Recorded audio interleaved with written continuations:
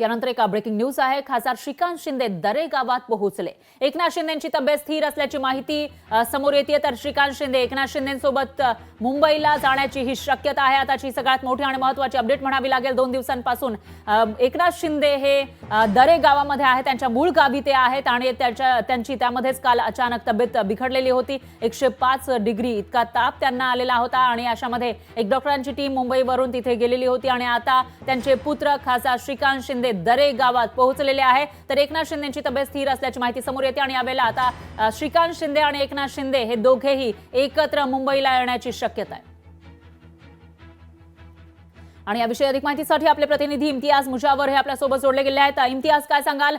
मुख्य म्हणजे एकनाथ शिंदे यांची तब्येत सध्या कशी आहे आणि दुसरे म्हणजे श्रीकांत शिंदे या ठिकाणी पोहोचलेत, तर त्यांचा हा दौरा नेमका कशासाठी आहे ते कळू शकलंय?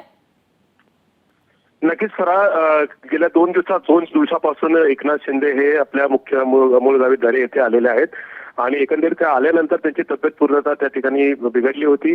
105 डिग्रीचा त्यांना ताप होता। 2 दिवस ते मुक्कामी दरे गावीच होते आणि या पार्श्वभूमीवर संपूर्ण सातारा जिल्ह्यातील काही वैद्यकीय टीम त्यांच्या देखरेखीसाठी त्या ठिकाणी होती। आज दिवसभरातून सकाळपासूनच त्यांची प्रकृती आता स्थिर आहे।